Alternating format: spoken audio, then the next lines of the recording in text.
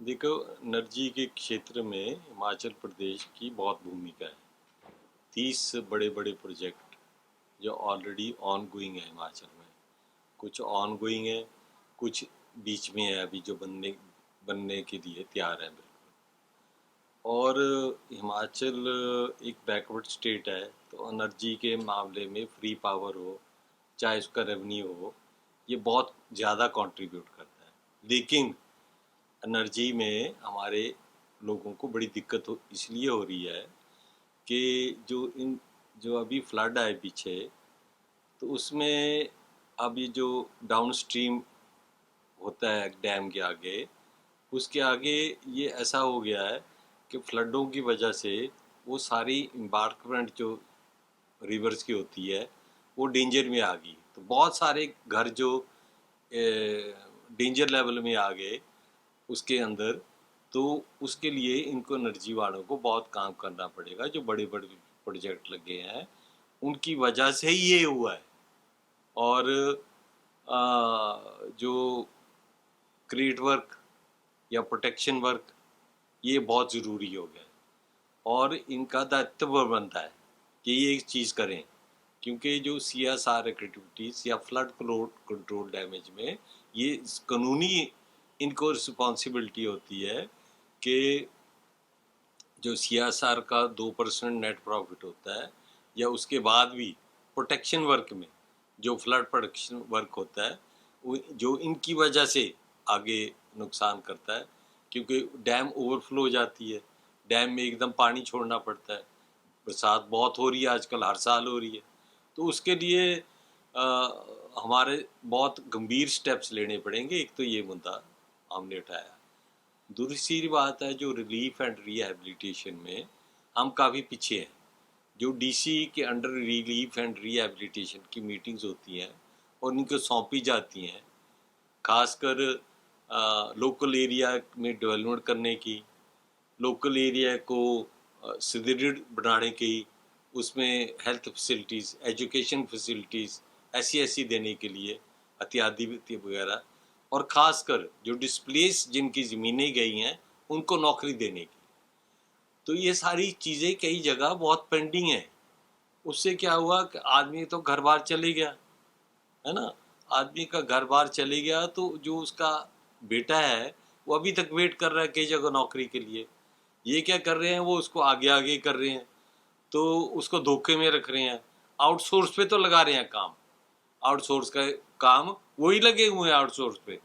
Outsource में मिलते हैं 10,000, और NHPC या SJVNL के जहाँ प्रोजेक्ट लगे हैं वहाँ उसके लिए। और ये बहुत ज़रूरी है कि जो डिस्प्लेस्ड फैमिलीज़ हैं उनको एक आदमी को तो नौकरी देनी पड़ेगी।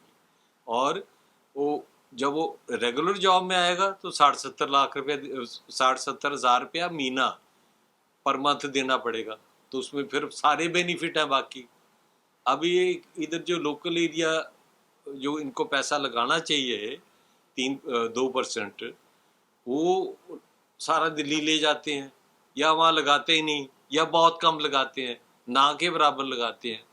तो ये भी एक बहुत बड़ा मुद्दा है कि आपने वो पैसा गया कहाँ, अगर गया तो किसके कहने पे गया। अगर वो नहीं काम किया तो ये आप लॉ को क्यों इसको फेरबदल कर रहे हो। तो ऐसा ये बड़े बड़े जो बड़ी बड़ी कंपनीज हैं, NHPC है, उनका CMD यहाँ बैठता है। अब वहाँ तक लोकल आदमी को पहुँचना ही मुश्किल है और वो सारा व्यर्थ हो रहा है। अब अपने जो इनकी प्रोजेक्ट साइटें हैं वहाँ तो जाना ही मुश्किल है। वहाँ सारे CISF की गाड़ी लगी हुई हैं, वहाँ तो बैन कर देते हैं। तो कहाँ अंदर डॉक्टर की पोस्टें अब खाली पड़ी हुई हैं। तो इस चीज़ की हमने इनसे बातें की हैं। कुछ प्रोजेक्ट ऐसे हैं कि जो हिमाचल सरकार ने चले चलाए बंद करा दिए। वो गवर्नमेंट ऑफ इंडिया के प्रोजेक्ट हैं, कहीं सेस लगा दिया, कहीं MOU कैंसिल कर दिया। ये कैसे हो सकता है।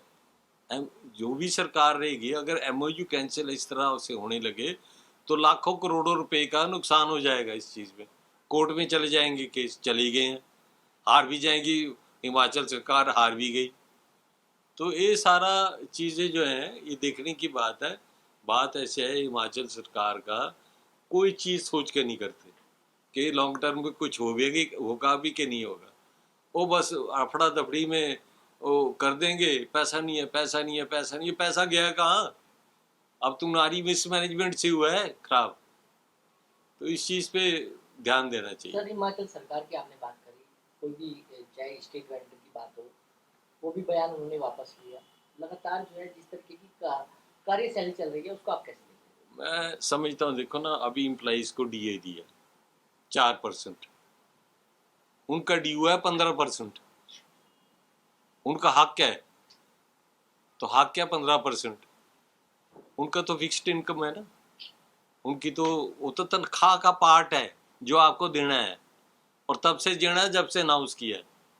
डीए के एरियर है, वो हजारों करोड़ों में है, वो भी नहीं दिए, डीए भी नहीं दिया पूरा। तो इस तरह से एक तनख्वाह तो तब दी जाती है जब जीएसटी की किस्त आती है सेंटर से, या रेवेन्यू डेफिसिट ग्रांट आती है, तब तो पेंशनरों को पेंशन मिलेगी, या इनका अपनी जो रिसोर्सेज है ना, वो सारा भ्रम में है। पीछे सुक्खू जी ने स्टेटमेंट दी, मैं बड़ी इंटरेस्टिंग बात बता रहा हूँ आपको, कि हमने ऑक्शन करके ना एक्साइज में जितनी शराब है उसमें बड़ी कमाई कर ली। एक्चुअल में क्या कमाई हुई है? आपने बढ़ा दिए रेट, आपने ऑक्शन करा दी, एक एक आदमी को एक एक डिस्ट्रिक्ट दे दी। जहाँ 70 आदमी 80 आदमी को काम मिलता था, वहाँ एक ही को मिल गया। उसके बाद भी 31 मार्च को एरियर कितने हैं? 300 करोड़ एरियर है जो उन्होंने भरे ही नहीं। तो नेट इनकम क्या हुई? नेट इनकम इस वो बताए ना कि क्या हुई है नेट इनकम। तो जुमलेबाजी करना, ये इधर से उधर करना, इस वक्त हिमाचल प्रदेश में स्थिति ऐसी है कि डेवलपमेंट बंद है बिल्कुल। सेंट्रल गवर्नमेंट से जो पैसा जा रहा है, चाहे नेशनल हाईवेज में रोड्स में जा रहा है, PMGSY में जा रहा है, रूरल रोड्स में जा रहा है, आपके हेल्थ के मिशन जा रहे हैं, हेल्थ की वो अभी सुक्खू जी ने ट्रॉमा सेंटर इनॉग्रेट किया शिमला में, 20 करोड़ तो यहीं से गया। तो इनॉग्रेशन में ऐसे बताते हैं जैसे हमने खुद कर दिया। हर चीज़ मतलब हर चीज़ का जुमला करना। मैं एक तैयार कर रहा हूँ डॉक्यूमेंट इस चीज़ का, जो एक हफ्ते में मैं बताऊँगा कि किस सेक्टर में कितना पैसा गया है हिमाचल को, किन स्कीमों में, रूरल डेवलपमेंट में कितना गया। तो उसकी प्रेस कॉन्फ्रेंस करेंगे अलग हम, तब बताऊंगा कि इनका हाल क्या है।